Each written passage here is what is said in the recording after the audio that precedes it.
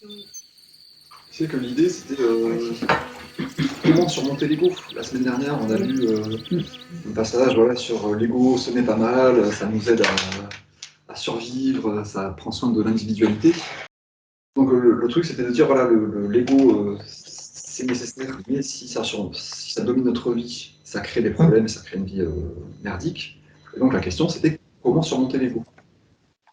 Voilà. Donc j'attends vos réponses. Comment surmonter l'ego. Est-ce que vous avez des éléments comme ça En faisant appel à Dieu, en permanence. Lui demander de nous aider quand on est en colère, etc. Faire appel à lui demander de mettre son amour au centre, de nous aider à accomplir lui, en fait, ce qu'il ferait. Et voilà. Enfin, moi, c'est ça. Déjà, pour moi, c'est plus important pour moi. Moi, j'ai mis changer nos pensées, oui, mais jamais seul, toujours appelé, du fond du cœur, demander au divin de nous habiter, ainsi qu'autour de nous-mêmes, sa présence en revanche, sans douter, et savoir que dès les premiers mots de l'intention demande, le résultat demandé est en chemin. Yes. Moi, je dirais l'accepter déjà. Accepter l'ego? Oui. Accepter, et avant de l'accepter, il faut le reconnaître. Parce oui, c'est un peu la même chose, ça va pas se battre, en fait. De ne pas refuser l'ego, en fait. Ouais. Oui, mais en même temps... Moi, ça m'arrive de me poser la question, que ferait Jésus à ma place en ce moment? Voilà.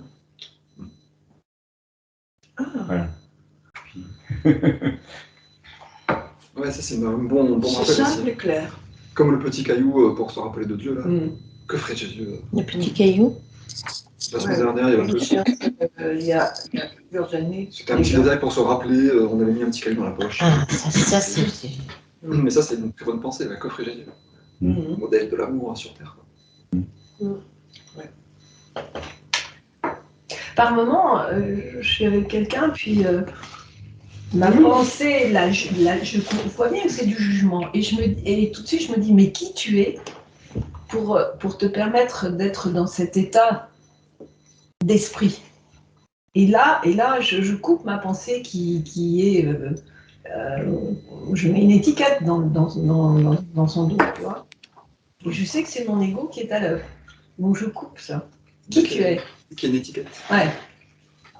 Parce que la frontière est ténue, hein.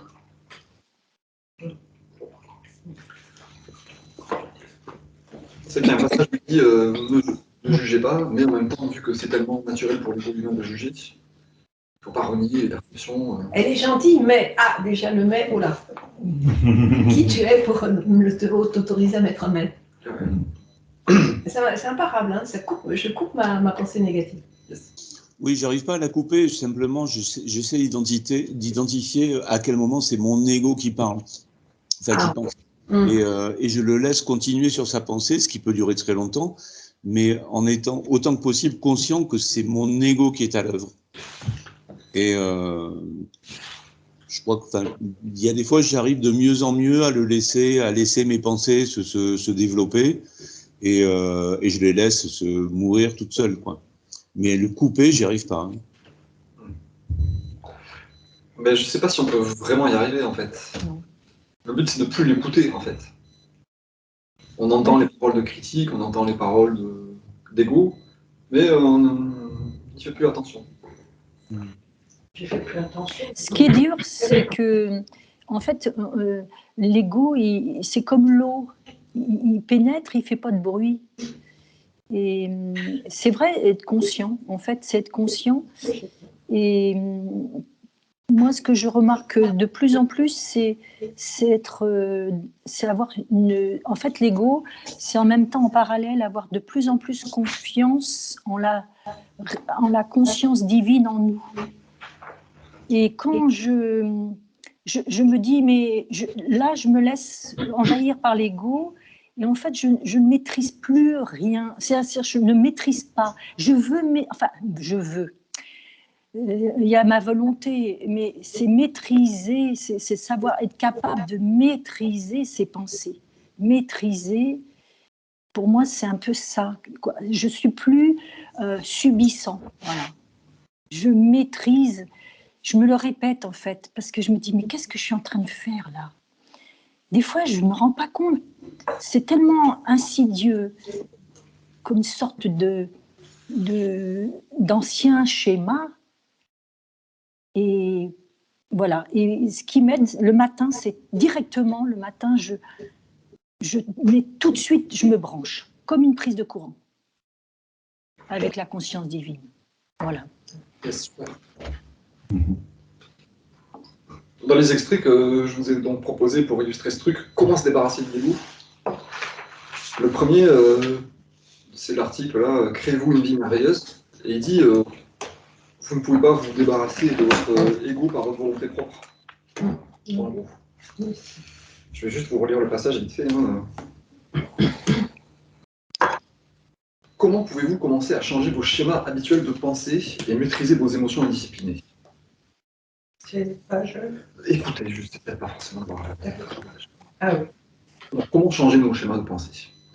Vous pouvez y arriver par l'exercice de votre volonté, mais en comptant sur votre volonté, vous vous appuyez sur la même conscience égoïque que celle qui vous a fait perdre votre équilibre émotionnel. C'est utiliser de la mélasse pour nettoyer un sol barbouillé de mélasse.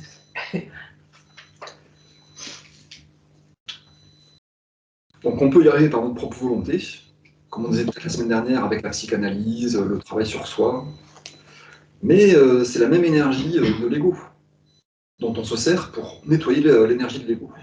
Donc en fait on ne peut pas. On peut y arriver jusqu'à un certain point, mais c'est comme utiliser de la mélasse pour nettoyer de la mélasse sur le sol. Donc ça ne marche pas. Donc ça c'est le premier truc de dire pourquoi j'ai besoin du divin. C'est parce que tout seul je ne peux pas y arriver. Établir un contact avec la source de notre être, presque permanent. Il ne faut pas que ça nous quitte. Il ne faut jamais perdre la main, d'une certaine manière. Donc cet article il est intéressant, voilà, il nous explique un peu ça, on croit comprendre notre vie et la maîtriser, en fait on ne comprend pas et on ne maîtrise pas les choses parce que on est sous l'emprise de l'ego, une emprise plus ou moins inconsciente. Et donc on va créer des choses dont on n'a juste pas conscience qu'on est en train de les créer. Parce que la vision de notre ego est limitée. Et donc en décidant de nous-mêmes, de notre comportement, on n'a pas une vision suffisamment entière pour choisir une direction vraiment pertinente.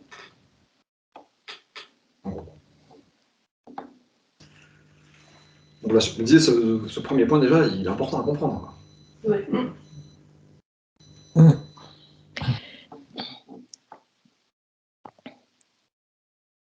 Moi, je dirais que ce qui est difficile, c'est justement d'être toujours en contact avec cette source, la source de notre être. Mais parfois, il y a des situations qui nous débordent. Et c'est là où c'est un travail difficile en conscience. Là, c'est quand l'ego est activé, en gros. C'est quand l'ego est activé. Tant que l'ego n'est pas activé, que les gens sont gentils, tout va bien. Aimer les gens qui nous aiment, ça va. Ça va. Quand on trouve quelque chose qui s'oppose à nous, on trouve ça difficile parce que notre ego rentre en jeu. Quoi. Le reste des autres situations, l'ego ne rentre pas en jeu, en fait.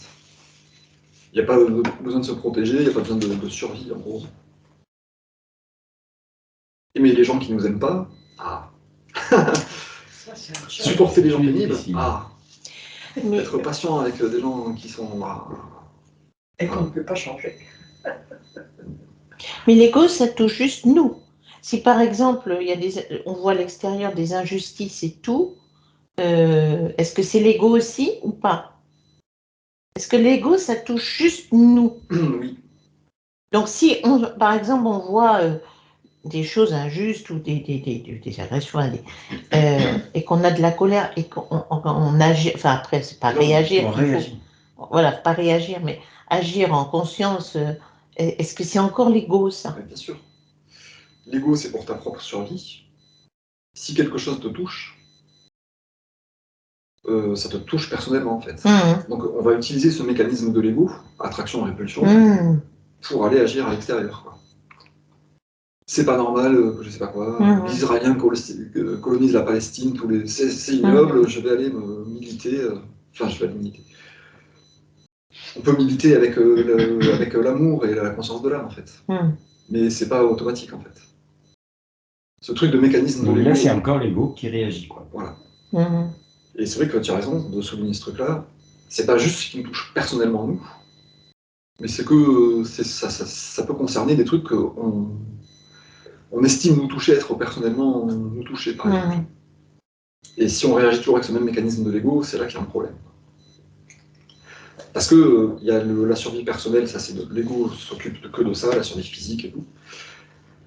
Mais on a aussi, il me semble, cette pulsion d'amour de l'âme à l'intérieur de nous, qui nous fait réagir négativement face à l'injustice, face à la mort, la souffrance. L'injustice, oui. Tout ce qui s'oppose à l'amour. Intuitivement, intrinsèquement, ça nous fait souffrir de voir quelqu'un qui souffre. Et donc là, voilà, est-ce qu'on va laisser l'ego s'exprimer? Ou est-ce qu'on va demander l'inspiration? C'est ça, toujours demander l'inspiration. Mais l'ego, c'est vrai que ça s'applique à des choses qui ne concernent pas toujours que l'individu, en fait. Si nous, on prend à cœur... Oui, ça, c'est important. C'est important, oui. Si on prend à cœur, mais que c'est pas vraiment notre individu, bah, on va l'englober dans notre individualité, quoi. Mon ego veut protéger ce truc-là. Donc c'est important de le faire sans la conscience de l'ego. Protéger la biodiversité contre les aéroports qui s'agrandissent, mais sans être dans l'ego. Et ça, c'est un petit peu difficile, je trouve. C'est un peu compliqué. Hein. C'est plus facile que quand c'est des sujets qui nous touchent directement. Aller défendre l'aéroport, enfin aller défendre les zones humides contre l'aéroport sans ego, c'est plus facile que de faire face à sa sœur qui est harcelante et qui nous pourrit la vie. Oui, ma sœur me pourrit la vie. Là, c'est mon ego directement qui est attaqué, quoi. Les zones humides sont attaquées, je le prends à cœur, donc je le prends dans mon ego. Mais c'est pas directement ma survie personnelle, quoi. Donc, on l'a tous constaté, hein, c'est beaucoup plus difficile avec nos proches d'être dans l'amour, quoi. Parce que on est en contact tout le temps avec eux, et donc là, notre ego est vachement activé, quoi.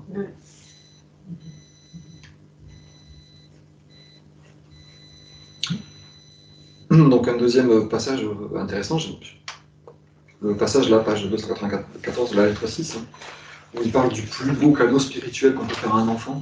Fameux passage, quand même, intéressant, je vous le dis juste, hein, parce qu'il y a deux éléments qui sont clés.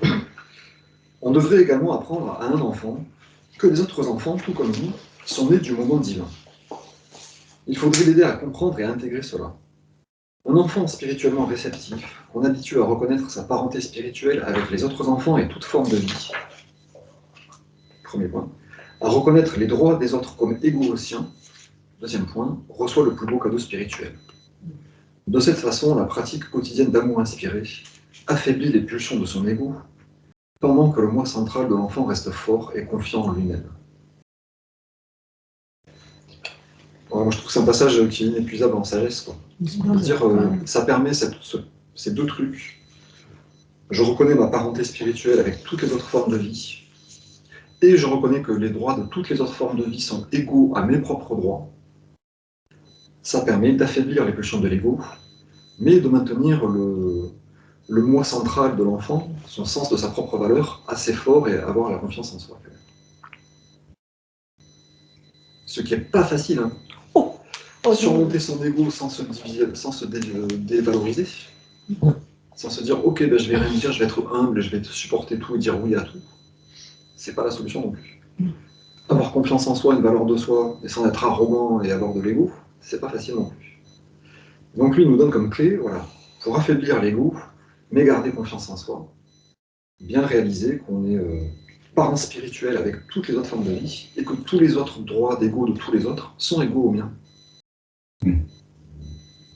Donc mettre en balance, voilà, est-ce que c'est juste que je fasse ça? Est-ce que c'est mon droit, en gros, ou est-ce que ça empiète trop sur le droit des autres? C'est pour ça que je pense que c'est vraiment une clé, l'éducation. Hein.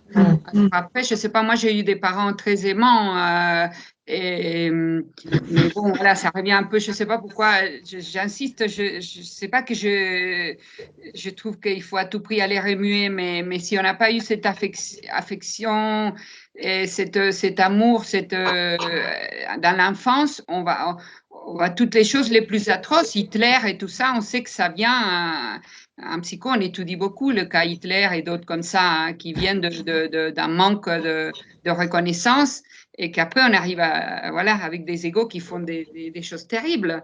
Mais alors, en tant qu'adulte, avec la conscience, comment on peut faire pour dire, bon, mais j'accepte, j'ai eu les parents que j'ai eus et c'est comme ça, et comment je fais pour m'aimer, parce que ça vient de là, je pense, hein, le travail de l'ego, d'avoir assez d'estime pour pouvoir laisser l'ego de côté.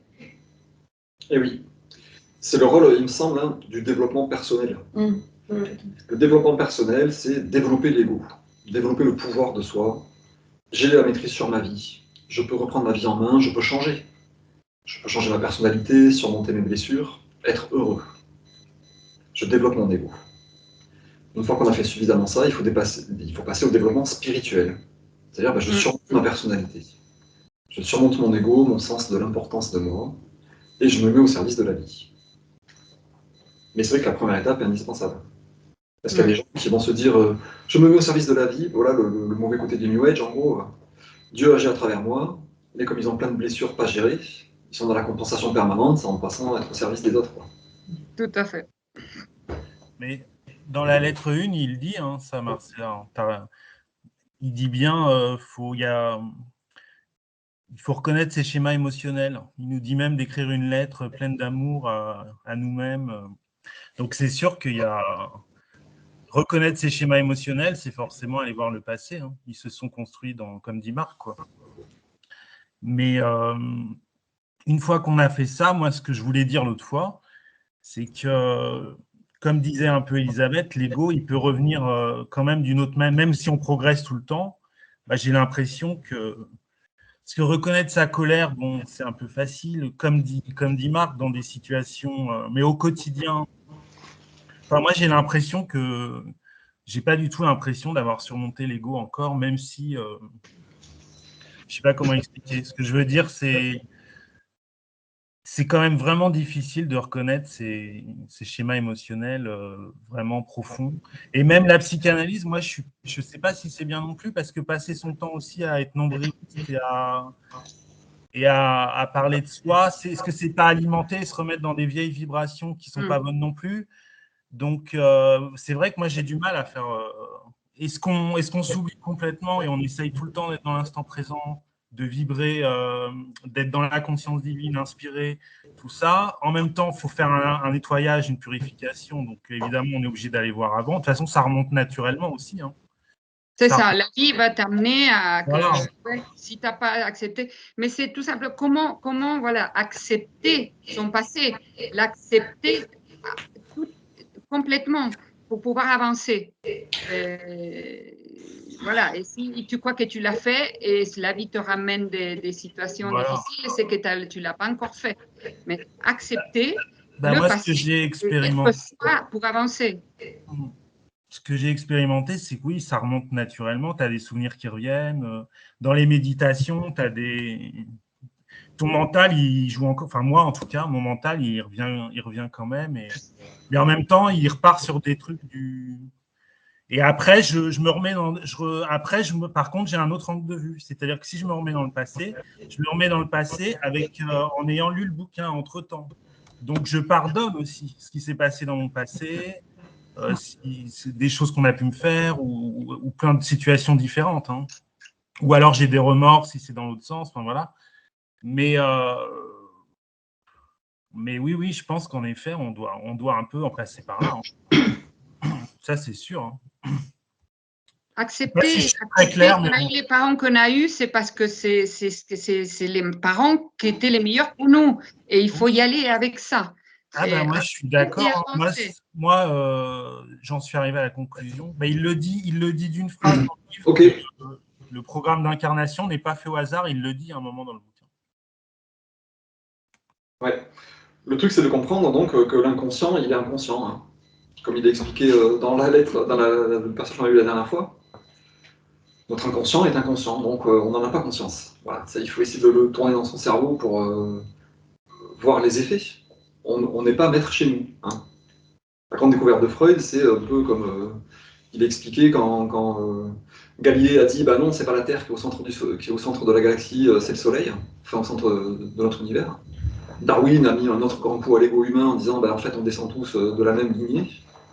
Freud a mis encore un dernier coup en disant bah en fait on n'est pas maître chez nous, c'est l'inconscient qui domine. Il me semble qu'il a un petit peu expliqué ça, le Christ, dans le dernier passage, c'est les passages engrammés à force de répétition, d'émotions qu'on juge inacceptables et de situations inacceptables, deviennent des habitudes inconscientes. Dans l'inconscient, il n'y a pas de notion de passé ou de présent. Tout est investi avec de l'énergie plus ou moins dense.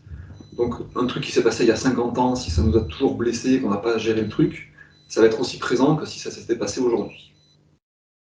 Donc au niveau de l'inconscient, c'est pas je retourne dans le passé, c'est je vais voir qu'est-ce qui a investi d'énergie, en fait.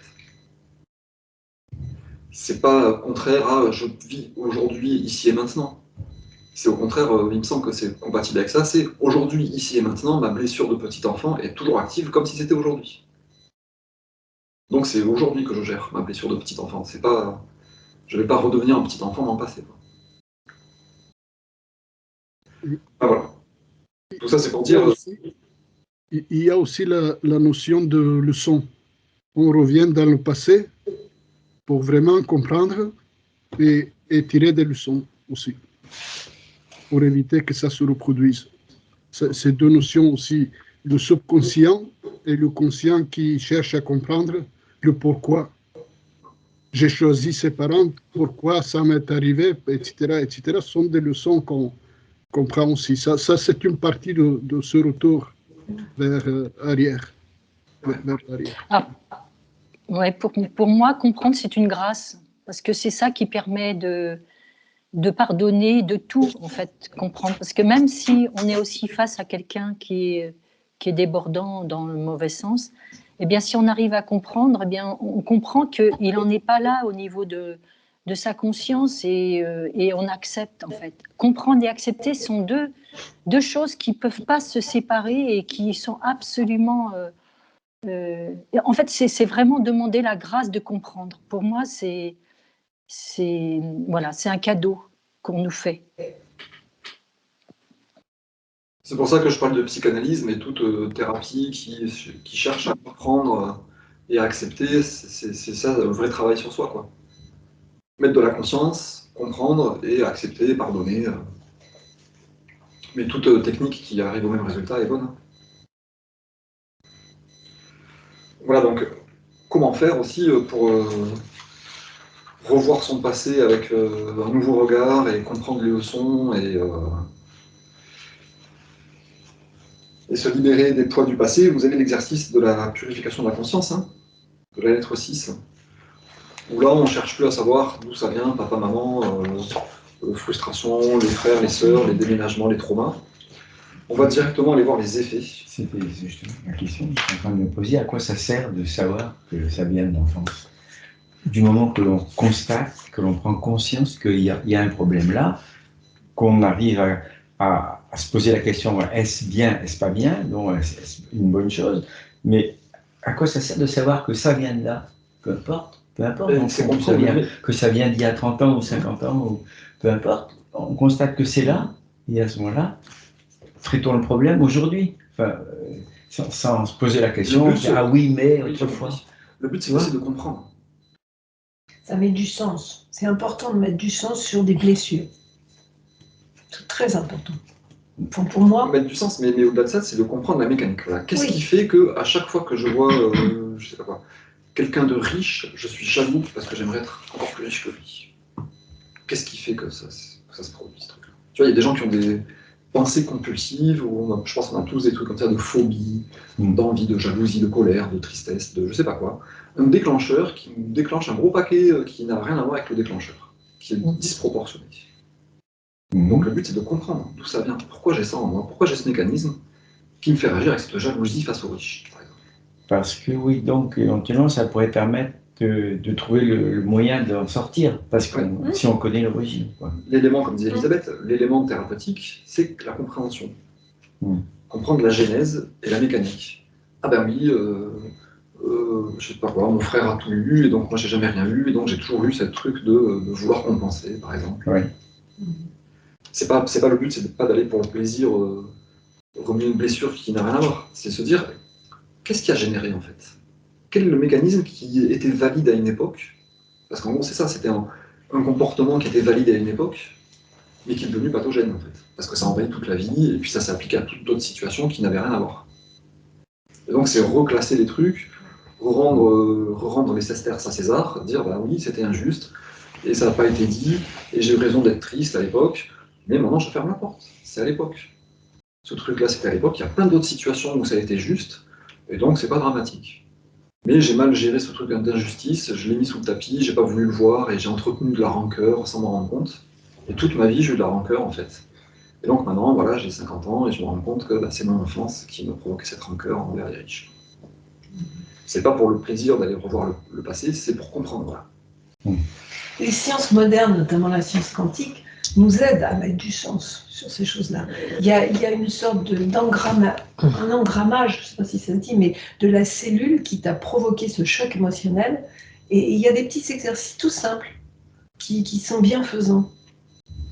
Par exemple, la technique des bonhommes allumettes, tu as une colère envers quelqu'un, tu fais ça, il se passe quelque chose, puis tu attends, et tu observes, tu t'introspectes, tu vois l'autre. C'est intéressant. Donc l'exercice de purification de la conscience de la lettre 6, ça consiste justement à plus aller dans le passé, et à se dire, il y a des traces encore de conséquences négatives de mon ego sur ma vie. Le critique, le sarcasme, le jugement, il y a toute une liste là, sympathique. Cet exercice, donc, si vous l'avez déjà lu, vous avez vu que ça consiste à écrire ces caractéristiques sur une liste, sur une feuille de papier, s'allonger, contacter la conscience divine, mettre cette feuille sur son cœur et demander à la conscience divine de dissoudre toutes ces caractéristiques négatives de notre conscience, nous aider à les rejeter au maximum pour tous les jours à venir, et nous aider activement, de façon énergético-magique, on va dire, au niveau de la conscience de notre âme, de nous envoyer l'énergie, l'information, l'énergie de conscience nécessaire pour dissoudre ces trucs. Donc là, c'est pas je vais creuser dans mon passé, je vais comprendre par moi-même, le développement personnel de ce que j'appelle la psychanalyse en gros. C'est le développement spirituel de je ne peux rien faire par moi-même, je vais renoncer à nettoyer un sol barbouillé de mélasse avec de la mélasse, et donc je demande au Créateur, qui est la source de tous les êtres, d'opérer sur moi. Donc ça, c'est la partie thérapeutique du développement spirituel. Je vois les effets, je demande que les effets soient dissous et que les causes de ces effets soient dissoutes. Et la deuxième partie de l'exercice, c'est le symétrique, c'est demander au Créateur de nous doter de qualités divines dont on aimerait être doté.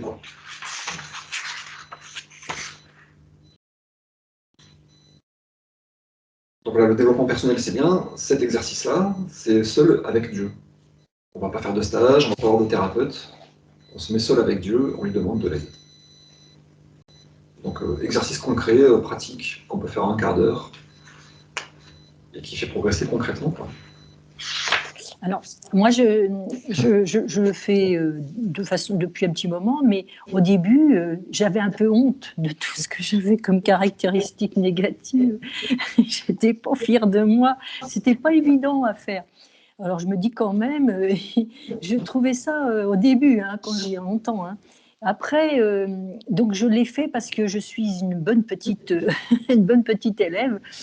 Et en fait, maintenant, je dirais que maintenant, je le fais quand je vais commencer à méditer, parce que j'ai toujours du mal à méditer, ma pensée, elle s'en va partout.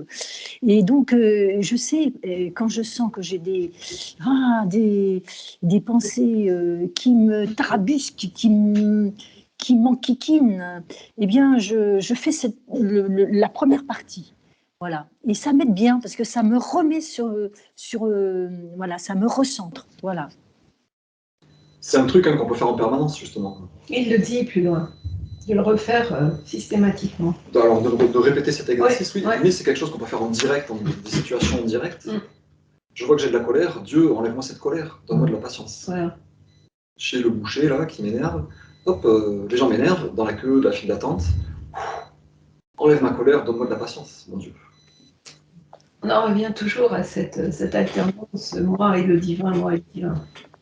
Communication permanente. Exactement. Rester sans qu'il y ait d'interruption. La communication permanente et réciproque entre le créateur et les créatures. Donc là, cet exercice, c'est hyper important, parce que c'est un outil pratique qui est apporté à tout le monde. On peut tous s'arranger. Plus on pratique, et plus c'est facile, et plus... Alors, pour te rassurer, Elisabeth, c'est vrai que ça peut être difficile au début, mais le passage qui est juste après la liste de caractéristiques négatives, faites-leur face sans honte. Vous êtes un être humain, né sous l'influence de l'ego. Ne soyez pas effrayés ou découragés au point de renoncer à leur faire face. C'est ce que font 80% des gens, quoi. Faites un premier pas en totale honnêteté, notez-les sur une feuille de papier.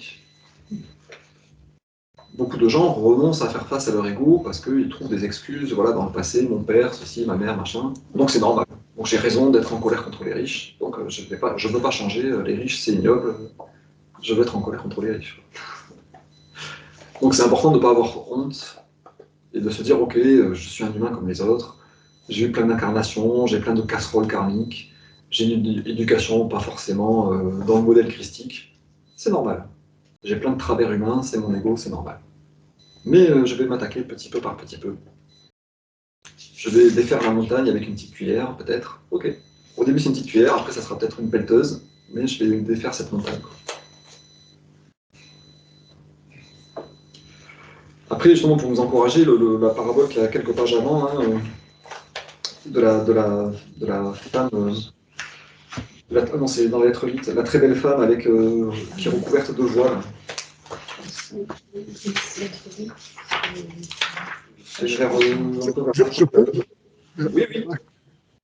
Je peux juste ajouter 2-3 mots pour la liste qu'on fait de ces défauts, qu'on voudrait s'en débarrasser.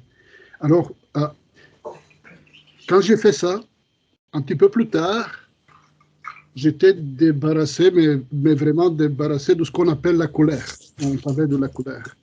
J'avais noté ça. Et ça s'est passé d'une manière... J'ai eu un rêve très puissant et horrible, dans lequel je voyais, j'expérimentais comme si j'étais dedans, d'une horreur qui était liée à la colère. Et en me réveillant, je me suis dit, plus jamais ça. Et j'étais vraiment, je me suis senti léger et pur. Et ça fait quelques années, c'est tellement rare que je me sens débarrassé de ça.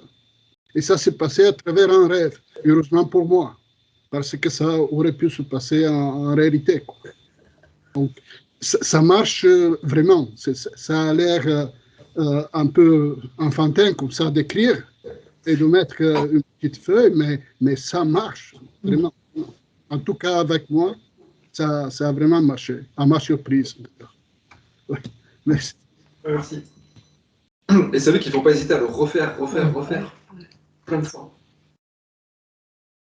Il y a quelqu'un qui me demandait, oui, mais si on l'a fait une fois avec une foi très forte, si on le refait, est-ce que c'est pas nier notre foi quand ça a marché la première fois? Donc il faut arrêter les nœuds au cerveau, hein. Il faut être humble et se dire il faut travailler, quoi. Et à travers voilà, des périodes d'illumination, des rêves ou des choses, on voit que ah bah oui, ça va changer. Et donc la parabole de la jeune fille qui est recouverte de tout un tas de voiles, ça nous encourage là-dessus à répéter, à refaire, à continuer morceau par morceau, quoi. Se rendre compte que l'ego, c'est une succession de voiles qui nous masquent la réalité, qui nous donne une représentation erronée des choses. Et donc il faut être patient, hein. Il faut enlever les couches l'une après l'autre, et persévérer, avoir du courage et de la détermination, quoi. Donc voilà, moi cette parabole, je l'aime bien, parce que voilà, souvent je demande à la conscience divine de m'aider à enlever un voile. Et des fois je me sens plus léger en me disant, ah ben oui, là il y a un voile qui est parti, effectivement. Donc voilà, c'est une truc qui aide aussi. Ouais, ça me rappelle, Marc, tu t'avais dit il y a un moment déjà, cette idée de c'est pas question d'aller gravir une montagne, mais c'est d'aller. Et ça, je trouve c'est tellement important de comprendre. Le divin est déjà en nous. Et c'est pas il fait un gros effort d'aller chercher je sais pas quoi, je sais pas où. C'est en nous.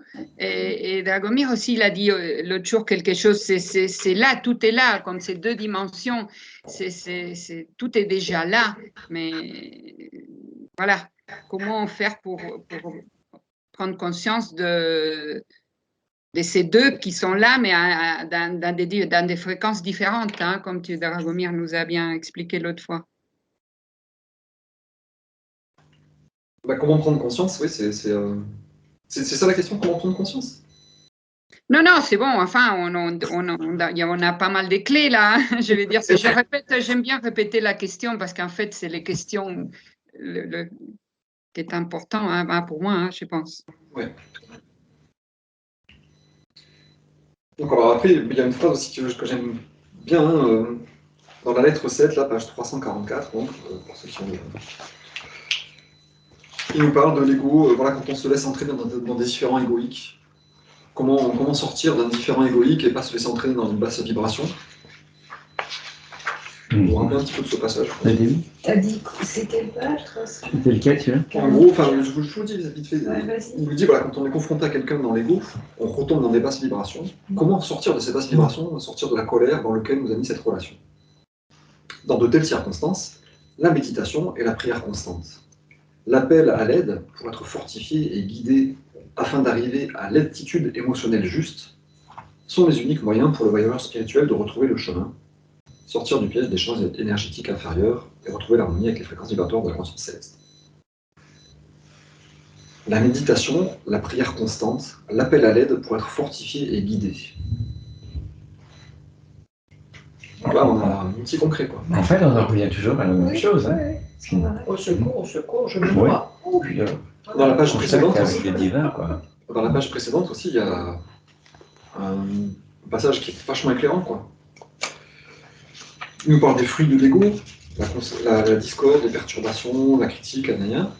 Ces fréquences de conscience renvoient sans cesse comme des reflets miroirs les circonstances et réactions émotionnelles qui leur ont donné naissance. Voilà, on revient à la source. En gros, quand on a eu un traumatisme, un truc, ça va créer des situations miroirs qui vont nous renvoyer tout le temps le même truc. Les riches, ils sont plus riches que toi, et donc t'es jaloux. En permanence.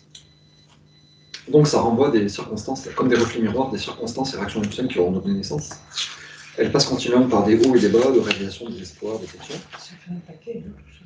Et donc, la clé utile, ceux qui, par la prière, la méditation, l'autodiscipline et la détermination, arrivent à purifier leur conscience de l'ego et à l'élever en formant et en entretenant des pensées de plus en plus sincères et aimantes envers autrui et le monde en général, gravissent progressivement en conscience les degrés de fréquence vibratoire du royaume de la conscience divine, le royaume des cieux, où ils vivent agréablement.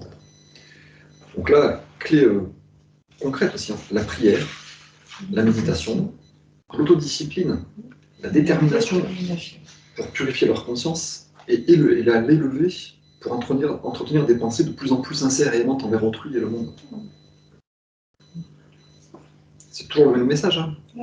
Mais là, on a détaillé le truc, on prie, on médite, on est autodiscipliné, on est déterminé, et on essaie d'avoir les pensées les plus hautes et les plus élevées.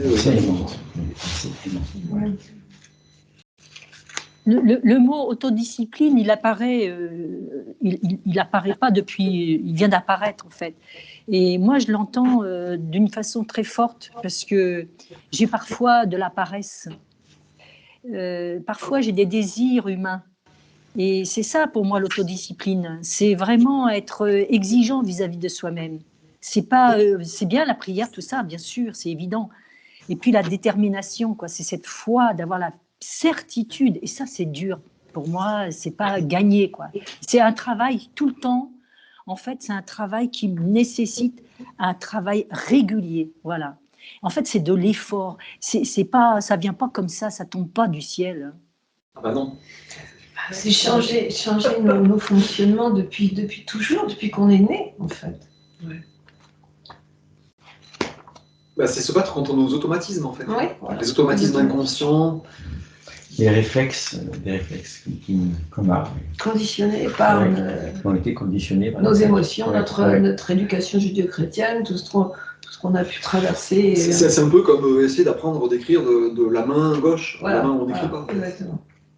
C'est-à-dire, bah ouais, je vais essayer de faire complètement autrement. C'est tellement plus simple d'être dans notre vieux fonctionnement. C'est sans arrêt, sans... Donc voilà, ça c'est vraiment des clés concrètes. La prière pour être guidé, quoi. Et arriver à l'attitude. Moi j'aime bien cette formulation aussi. Arriver à l'attitude émotionnelle juste. C'était dans le truc d'après. Voilà. Être guidé afin d'arriver à l'attitude émotionnelle juste. Oui, il y a un facteur émotionnel qui est très fort là. Je veux dire, l'attitude émotionnelle juste, on sait tous ce que c'est en fait. On devrait tous aimer, on devrait tous pardonner. Donc quelque part, c'est pas une montagne à atteindre. Hein. On l'a devant nos yeux, c'est là. On sait qu'il faut être aimant. Donc c'est pas un truc surhumain. Comme il disait dans Conversation avec Dieu aussi, je vous demande pas du tout quelque chose d'exceptionnel. Être comment dire, au serviteur du divin, enfin d'être dans la conscience divine, c'est pas du tout quelque chose d'exceptionnel. Vous l'avez déjà tous fait. Vous avez déjà tous donné de l'argent à un mendiant. Vous avez déjà pardonné à quelqu'un qui vous a fait une grande grâce.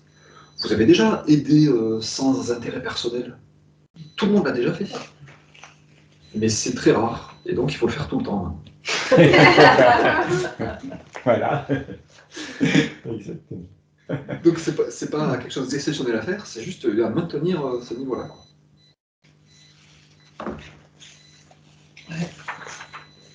Et d'avoir aussi quand on a cette attitude émotionnelle juste, il n'y a pas d'ego en fait, et c'est rester humble, et c'est ça qui est très, très important, enfin, pour moi, c'est d'être toujours en conscience avec la conscience divine, et surtout rester humble, et que l'ego il s'en va là, on n'a pas besoin de toi pour l'instant, voilà, je le sens comme ça, l'attitude émotionnelle juste. Et ouais. Moi, il y a une chose aussi pour la femme voilée, là. Après, parce que quand il y a quand on franchit des seuils, il dit ses perceptions de sa réalité intérieure et du monde étaient maintenant si claires et transcendantes que le terrain de sa communication avec d'autres personnes avait radicalement changé. Elle se sentait mal dans son environnement social et professionnel et ne pouvait rester membre de sa communauté. Et elle dit, en fait, elle n'avait pas du tout envie de revenir comme avant, mais elle avait besoin de répondre à ses besoins et elle quitta sa communauté et partit rejoindre d'autres âmes qui reconnurent sa véritable identité et répondirent avec joie. Ce sont des moments difficiles, je trouve ça. Quand on a enlevé, quand nos yeux s'ouvrent et qu'on voit, c'est très difficile. Je trouve que ça, c'est très, très difficile. Donc après, il faut retrouver un équilibre, retrouver une nouvelle personne.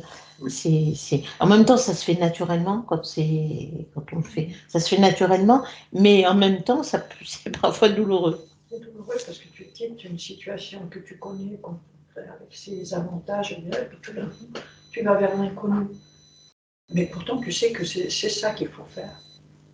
Et oui. Trouver d'autres personnes qui sont dans les mêmes attentes, les mêmes désirs. Voilà. C'est pas forcément l'inconnu, c'est nos yeux s'ouvrent sur une réalité qu'on n'avait pas soupçonnée. Et bah, évidemment, effectivement, ça fait une perturbation énorme, quoi. Bah, c'est une période de croissance. Hein. Oui, et c'est une période de croissance, c'est pas forcément agréable. Quitter l'utérus à la naissance, c'est pas agréable. Ouais. Sortir du cocon familial pour aller à l'école, c'est pas agréable. C'est un petit peu l'équivalent du remords. Il dit seul un vrai enseignant spirituel pourra vous guider sur le chemin du remords. Et quand vous aurez vraiment pris conscience de votre ego, alors vous aurez beaucoup de remords et encore de remords. Parce qu'on va ouvrir les yeux sur comment on est réellement. Oui, voilà. J'ai cru ceci, cela. Je me la suis raconté énormément. Je me suis inventé des histoires négatives. Et donc j'ai beaucoup de remords d'avoir fait tout ça. Et quand on va ouvrir les yeux sur notre entourage, on va se dire effectivement, je ne peux plus vivre avec eux. C'est insupportable. Ça, c'est compliqué. C'est pas confortable, mais en même temps, c'est important de côtoyer des gens qui nous correspondent. Et donc, Ah oui. s'il faut abandonner des relations, eh ben, Eh oui. c'est important de les abandonner, quoi. C'est pas évident parce que Ouais, Non, c'est pas évident. C'est pas dans un évident. système, dans une école, une petite fille qui se sent mal dans ce groupe et tout ça, elle ne peut pas changer. Mais enfin voilà, c'est la conséquence d'enlever des voiles. Hein. C'est Oui. du coup, on y va Ah oui, mieux. c'est compliqué. Grandir, c'est compliqué. Hein. On y va mieux, du coup, c'est pénible. En même temps, ça renforce l'âme aussi. Ces difficultés-là sont là pour nous renforcer. Parce que c'est l'âme qui souffre et qui doit traverser cette souffrance de quitter des gens qui faisaient sa vie avant, ou quelque chose comme ça. Ça dépend, c'est très personnel, bien sûr. Mais c'est un entraînement aussi. Mais tu as raison, ça renforce l'âme dans le sens où on fait plus confiance à l'âme, du coup, que confiance à l'ego qui veut rester dans le connu. Le connu, la répétition du connu. On se dit non, je choisis mon âme. Je choisis ce à quoi mon âme m'inspire. Et c'est cette période quoi, de découverte et qui est très instable. Il y a beaucoup d'instabilité. On ne sait plus trop. Tout disparaît sous les pieds, quoi, le support. Et bon, après, effectivement, ça renforce l'âme. Après, on repart. Mais c'est compliqué et douloureux. Très douloureux. Donc, juste le dernier passage que je vous avais mis dans le mail, là, pour nous aider à comprendre et qui boucle un peu avec le truc du début, hein, de la mélasse pour nettoyer la mélasse. C'est dans l'être vite où il dit bon, bah, à un moment, on va vraiment se rendre compte qu'il faut vraiment arrêter de croire qu'on dirige notre vie et que par la pensée créatrice, on peut attirer tout ce qu'on veut dans notre vie, que ça suffit en fait.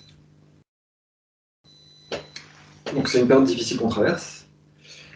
Et c'est le moment de vous réveiller complètement et de réaliser que l'issue des expériences dépend uniquement de vous.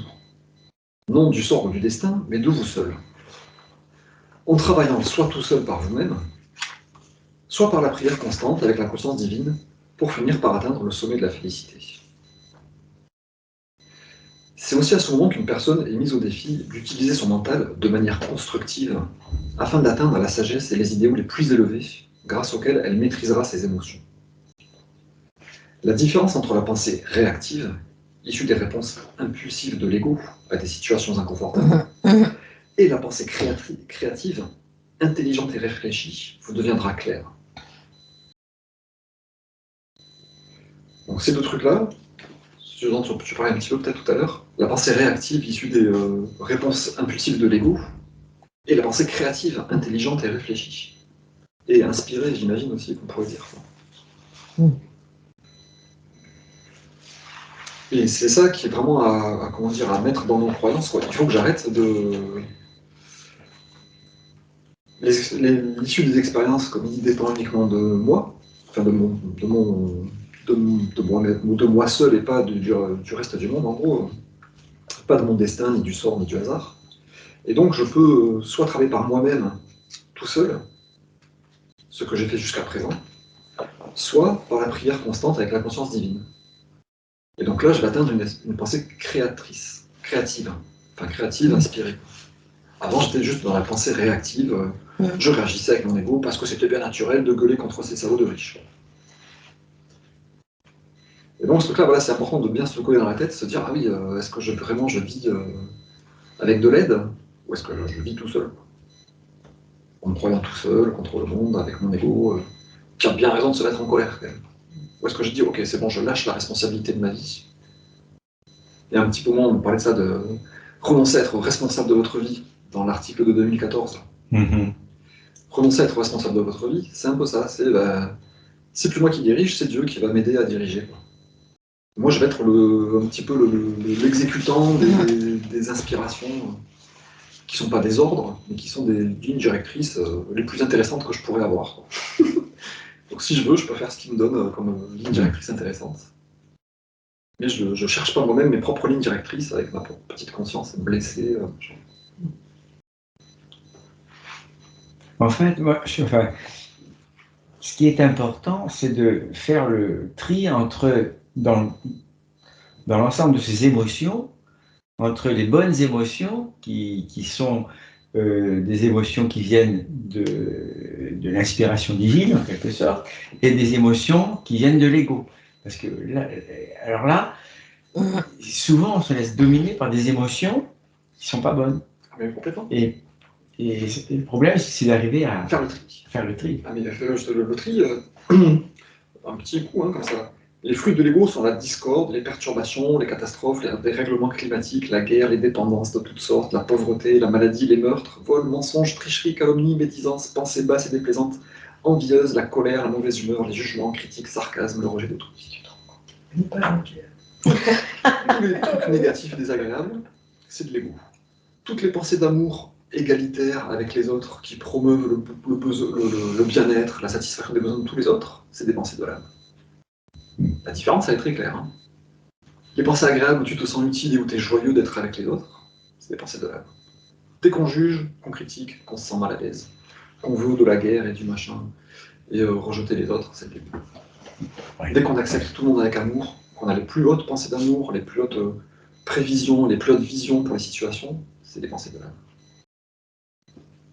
Ouais. C'est très clair. Hein. Plus c'est agréable pour nous et pour les autres, plus c'est lumineux, plus on en est fier, plus c'est l'âme. Quand on est, voilà, on est un peu on sait qu'on est un peu un gangster de penser ça et que c'est mal, c'est de l'ego. Mais tu vois, dans le passage que je lisais là après, quand elle a enlevé ses voiles et que, à la limite, alors je me disais, mais normalement on devrait pouvoir rester, enfin elle devrait pouvoir rester dans son environnement et aimer. Et rester zen. C'est difficile. Tu vois ce que je veux dire? Parce qu'il y a l'amour. Oui, mais c'est. Mais. Dans je ne sais plus quelle lettre, il parle en fait, les âmes spirituellement évoluées qui descendent dans nos vibrations terrestres, elles sont horrifiées. Comme si elles venaient, comme si nous on arrivait sur une catastrophe de crash aérien avec plein de corps mutilés partout. C'est ça l'équivalent. C'est que quand on a capté ce truc-là, on ne veut plus rester dans le carnage en fait. On dit ok, j'ai plus de pensées négatives, je rejette plus les gens, mais j'ai pas envie de rester dans cette truc horrible. Ouais. Donc je l'accepte avec amour, j'ai plus l'ego qui me fait rejeter, critiquer, mais ça ne me correspond plus. Et c'est bien ce qui se passe en ce moment avec la situation qu'on vit. C'est ça qu'on a envie de s'évader, parce que c'est tellement dur que, non, la situation qu'on vit actuellement, on a envie de s'évader. Et donc, non, mais ça, c'est notre ego qui réagit, qui a peur de se faire tuer, il faut arrêter, c'est pas... Non, bien sûr. Je veux dire que il y a des personnes qui, moi je le vois, t'es avec un pied sur la terre et un pied vers le divin, quoi. On a envie d'aller vers le divin, mais on est quand même ici encore. Oui, alors, c'est ça. Est-ce qu'il faut tourner le dos? Voilà, et puis hop, on se dit, bon, après tout, moi je fais ma vie, que les autres se débrouillent, et puis c'est bon. Voilà, ou alors on veut rentrer dedans et vouloir changer les choses. C'est un peu contradictoire tout ça. Enfin, je veux dire, c'est pas évident. Tu es dans une assistance où il est question du Covid et puis tous les corollaires. Non, mais c'est autre chose, C'est quoi? Il me semble que le passage dont parlait Hélène, c'est que cette femme qui a enlevé tous ses voiles, elle ne peut plus rester dans sa communauté. Mais c'est pas le monde. C'est sa communauté, ses proches, en gros. C'est les gens avec qui elle vit, c'est ça. Oui, enfin même, voilà, les amis, tu vois, les amis, enfin les gens qu'on connaît depuis longtemps, quoi. Toute sa vie, quoi. Qui n'étaient pas forcément appropriés déjà, mais... C'est pas qu'elle veut aller se mettre dans la jungle et plus jamais entendre parler de Macron. Oui, vas-y, continue, c'est intéressant. Oui, donc c'est ça, c'est mes proches, les gens avec qui je vis, il me faut des gens qui sont en résonance avec mes vibrations de conscience. Après, le monde extérieur, c'est autre chose. Mais quand tu as des proches, tes enfants, là, mes enfants qui sont vaccinés, ils me font bosser tous les jours. Mais oui, parce que oui. Bosser, c'est-à-dire? Comment? Qu'est-ce que tu veux dire? Bosser, faire attention à mes paroles, accepter qu'ils se sont fait vacciner, que c'était leur droit, que moi je ne suis pas là-dedans, et c'est difficile parfois, c'est même douloureux. Oui. Parce que c'est tes enfants, c'est ta communauté. Et oui. Et tu te sens jugé. Même pas, j'ai peur pour eux, j'ai une forme de peur, et puis je prie, je médite, j'envoie de la lumière en me disant change tes pensées, mais c'est fatigant et c'est douloureux par moments. Mais en gros, vous n'êtes plus en résonance. Non, et en même temps je les aime. Voilà, c'est ça. Ce no man's land où je suis là, qui me crève, parce que c'est sans arrêt à moi. Donc voilà, où est l'amour là-dedans? Et voilà. Que ferait le Christ? Que ferait l'amour?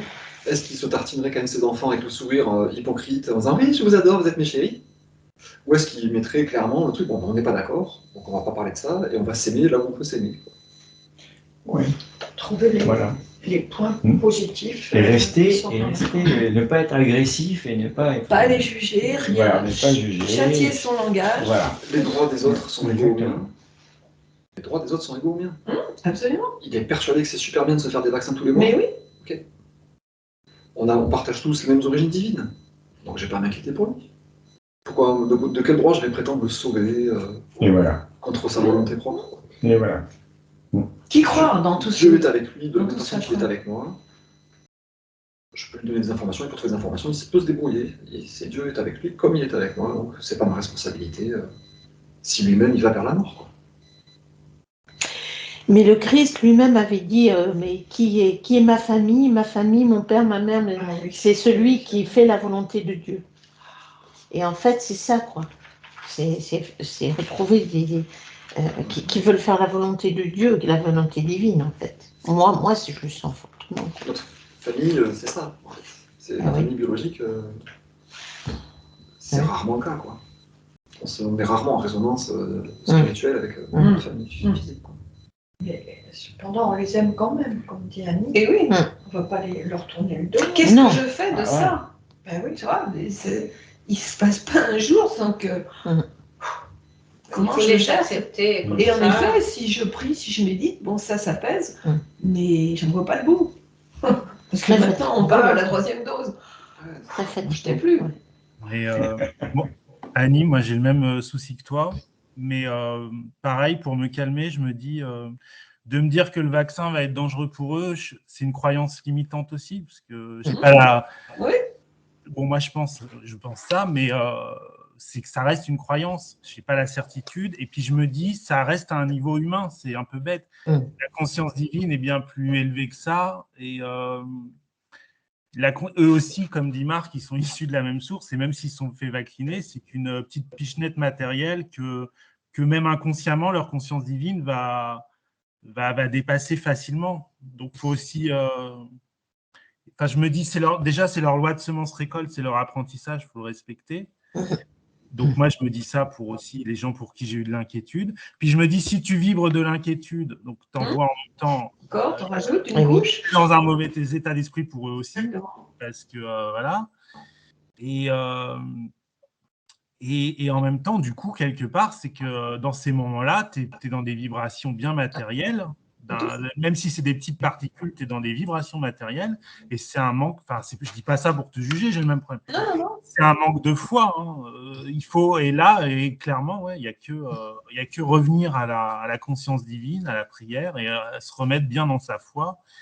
Et parce que si on ne peut pas attarder nos pensées là-dedans. Une fois qu'on a eu ce bouquin et qu'on sait, justement, il faut sortir de toutes ces croyances. Donc, si nous-mêmes, on se fait absorber par ces énergies-là, on n'en sortira jamais. Donc, bon, je ne sais pas si ça t'aide, mais en tout cas, tu n'es pas toute seule à te poser cette question. N'est-il pas plus simple de dire je souhaite que de bien aux ceux qui se sont vaccinés ou ceux qui ne sont pas? Ben voilà, ouais. Et s'arrêter là quelque part parce que c'est en dehors de nos pouvoirs. C'est comme la porte-parole quand elle a prié qu'ils arrêtent à bombarder les Allemands, je crois. Et Christ lui a dit, ben, c'est stupide ce que tu fais là. Les gens ont décidé de bombarder et basta, ils vont le faire. Par contre, prie que ça se passe pour tout le monde, que les bombes tombent dans des endroits où ils ne font pas trop de dégâts. Si on amène un petit peu cet exemple à cette histoire de vaccination et tout, on peut se dire, on prie pour ceux qui se sont vaccinés et ceux qui ne le sont pas, que ça se passe pour le mieux, pour tout le monde. Et à mon avis, on ne peut pas faire mieux, quoi. Mon problème, c'est que quand je suis trop bas, quand les vibrations sont trop basses, eh bien, j'ai un besoin de me retirer, tant pis. Donc, de plus trop savoir, même avec mes enfants, ce qui se passe. Je préfère ne pas voir pendant un moment, ou même mes amis. Je préfère pas parce que je sais que je vais amener de la colère ou l'ego va être encore trop fort. Donc, j'ai besoin de plus méditer, de me reposer et de méditer. Et quand je serai suffisamment costaud, après, je pourrai retourner. Mais il y a des moments où j'ai vraiment besoin actuellement de... Je peux pas. Sinon, je sens que c'est pas bon, quoi, pour personne. C'est ça. Moi, je ressens aussi la même chose. C'est-à-dire que j'ai l'impression que l'autre m'attire vers le bas. Ouais, Et donc, je préfère repartir sur un autre plan, parce que, par exemple, si c'est, on se dispute pour ça, non, on part sur un autre plan parce que cette personne, je l'aime, c'est peu importe laquelle, mais je vais parler là où, comme dit Marc, là où je vais pouvoir l'aimer, et puis on parle d'ailleurs. Mais sinon, je ne me laisse pas emmener vers le bas, et c'est ça que je sens des fois. Emmener, alors stop, il faut vraiment être vigilant, pour moi, être vigilant quand je sens que c'est vers le bas qu'on m'emmène. Excusez-moi, je répète. C'est ça, il parle vraiment de toile d'araignée, hein, comme si on était pris dans la toile d'araignée des pensées négatives. Et donc, comment s'en sortir? Ben voilà, la méditation, la prière constante, l'appel à l'aide. Oui. Et c'est important de se rendre compte de ce truc-là, qu'on se laisse empêtrer. C'est pas l'autre qui vient me chercher, en gros, et il a des trucs, et je résonne avec ça, et je m'empêtre tout seul dans la barbe papa, là. Donc hop, j'en ai plein les doigts, je suis englué. Moi, il y a un truc qui m'aide beaucoup, c'est dans les 3 premières lettres, quand il dit que régulièrement, le Christ, après avoir été en contact avec les humains, il fallait qu'il se retire dans les collines parce qu'il était épuisé. Ouais. Il était épuisé. C'est très tu te dis, putain, mais même lui qui est dans l'état christique, il se fait bouffer par les gens et il a besoin de se barrer pour se régénérer.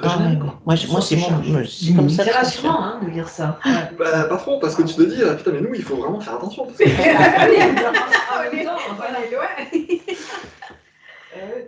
Parce que c'est tout le temps, quoi. Ah bah. Oui. Il se retire souvent, oui, il se retire. Ah, mais enfin, c'est pas possible. Ça dure pas des mois non plus. Bon, à part mais quand on tu as est une dans heure le désert. Une heure ou deux, nous, ça serait hyper important. Quoi. Tous les jours, on se dit, toutes les 2-3 heures, je me retire à 5 minutes. Se recharger. Voilà. Un quart d'heure. Surtout qu'il y a Noël qui arrive, moi je sais que... Oui, se recharger. On est comme des batteries, et les batteries, il faut qu'on les recharge. Ben, nous, on a besoin de recharger. Et puis, encore une fois, pour comprendre ce truc de communication réciproque et permanente entre le créateur et soi. Ouais. Soit je vis tout seul par moi-même, soit je vis en étant guidé. Mais tu sais, même soit vivre seul par soi-même, ça a ses limites. Hein. Non, mais justement, c'est oui, il faut pas. Il faut pas. Non. D'accord. Il faut être dans la communication constante et réciproque avec le créateur. Oui, d'accord. Soit je vis tout seul avec mon ego et je galère, soit je suis dans la communication constante et réciproque avec la prière et je demande voilà, les émotions et les attitudes émotionnelles justes. Je sais être là, j'ai déjà été gentil, machin, pardonné, je veux faire ça tout le temps.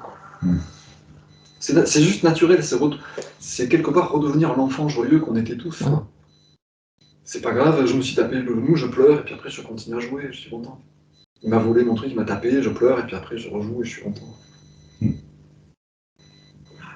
Moi, c'est vrai que ça me fait penser à ce que tu disais tout à l'heure, pourquoi on retourne dans le passé, fouiller en psychanalyse, le passé, les parents, tout ça. C'est quelque chose que je dis souvent à mes patients, mais en fait, c'est que aujourd'hui, on a perdu la conscience que Dieu est le Père de tous les êtres. Avant, quand il y avait cette conscience, il me semble, dans toutes les autres civilisations moins dégénérées que la nôtre, quand on était conscient qu'il y avait Dieu, les parents pouvaient dire aux enfants « Ok, Dieu s'occupe de tout le monde. Ok, moi je suis un père violent, alcoolique, je sais pas quoi, mais Dieu s'occupe de tout le monde.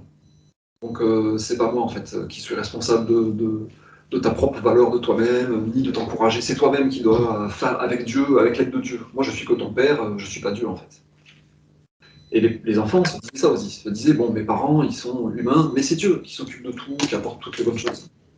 Donc j'ai un certain sens de ma propre valeur, parce que je sais que Dieu est avec moi aussi. Maintenant qu'on n'a plus cette vision de Dieu, la légitimité d'être en vie pour un enfant, elle vient que de ses parents biologiques. Si mes parents divorcent, j'ai aucune raison d'être sur Terre. Ce qui m'a donné naissance a disparu, donc je peux crever. Si mon père est alcoolique ou mon père je sais pas quoi, je suis une merde parce que je n'ai plus aucune guidance. Il n'y a plus cette référence à un tiers divin qui nous apporte la vie et qui nous apporte tout l'être dont on a besoin. Et ce truc-là en lui-même est pathologique. Parce qu'on a forcément des parents humains, dominés plus ou moins par l'ego, qui vont nous apporter des choses négatives dans notre vie. Le manque de confiance en soi, le jugement, l'amour conditionnel. Et donc on va être tordu, en fait. S'il y avait cette référence à Dieu dès le départ, je suis ton père, je suis ta mère, mais je suis imparfait, et Dieu s'occupe de tout. Dieu t'apporte tout. Donc demande à Dieu, c'est Dieu ton vrai support, c'est pas moi, ton père biologique, ni ta mère biologique. Ça rendrait moins impactant l'histoire familiale, en fait. Et les traumas de l'enfance, ils seraient beaucoup moins impactants s'il y avait cette référence à Dieu, qui est la vraie source, et le vrai soutien, et la vraie source de toutes les bonnes choses, quoi. On a mis la pression sur les parents biologiques, donc les parents biologiques se disent il faut être parfait, donc ils se mettent une pression énorme, et ils sont très autoritaires avec leurs enfants. Les enfants sont dominés par leurs parents biologiques en disant c'est ma seule raison de vivre et ma seule justification d'être sur Terre, c'est mes parents biologiques. Donc il faut leur plaire et faire leur cas de volonté, et tout vient de là en fait. S'il y avait des références à Dieu, les parents seraient beaucoup plus détendus et les enfants seraient beaucoup plus sereins en disant mais si mes parents biologiques dysfonctionnent, il y a toujours Dieu qui m'aime et qui m'apporte tout ce dont j'ai besoin. Dernièrement, je me suis retrouvée dans un contexte où c'était que des musulmans. Et je me suis rendu compte que dans leur discours, ils disaient très souvent « grâce à Dieu ». Alors après, comment le pensent-ils, comment le vivent-ils, avec quelle puissance donne-t-il à ça? Mais ça m'a frappée. Grâce à Dieu, demain je vais et ça va aller, grâce à Dieu. Et Inch'Allah aussi. Ouais. Si Dieu le veut. Ouais. Voilà, si Dieu le veut, et grâce à Dieu. Tout le temps des références comme ça, mais exactement. Alors voilà, ça, après, ça, je te dis, ça, c'est ça. Je m'interrogeais en me disant quel est leur degré de force, voilà. En tout cas, c'est vrai que c'est super intéressant. Et ça m'a frappée, parce que j'ai été dans une immersion complète. Je me suis dit, tiens, mais moi, dans mon contexte amical, j'entends plus ce genre de choses. C'est vrai que si on le disait, en fait, tu vois, peut-être que ça pourrait s'aimer. Je sais pas, en le pensant si vraiment. vous allez dans un quartier à Montpellier ou je sais pas quoi, où il y a une concentration, tendez l'oreille, soyez attentifs, et ben c'est très très fort. Ouais, j'avais trouvé ça très agréable au Maroc aussi. En permanence, c'est Inch'Allah, Alhamdoulilah. Voilà. Comment ça, le bus il part Inch'Allah à 14h? Il part pas. Comment se débarrasser de l'ego? Comme je vous l'ai dit dans une boutade dans le mail, avec enthousiasme. Enthousiasme, c'est quoi l'étymologie de l'enthousiasme? C'est Dieu en soi. L'enthousiasme. Donc, avec enthousiasme, c'est facile de surmonter l'ego. C'est vrai qu'à nos réunions aussi, ça aide à entretenir. Cette idée-là de l'enthousiasme, je suis joyeux, je suis proactif et je suis content de faire les trucs, bah, j'ai Dieu en moi. Donc, surmonter l'ego, ça devrait être dans cet état-là. Je prie, je suis en communication permanente avec mon créateur, j'ai la foi qui va répondre, enfin j'ai la foi qu'il va me répondre et qui va influencer le monde pour améliorer tout. Et donc je suis comme l'enfant qui, une fois qu'il a pleuré, se réjouit tout de suite parce qu'il est joyeux, quoi. Il est enthousiaste, il est volontaire. Et c'est ce truc-là qui devrait nous porter, de nous dire, mais on peut vraiment créer le royaume des cieux sur terre avec Dieu en nous tous, quoi.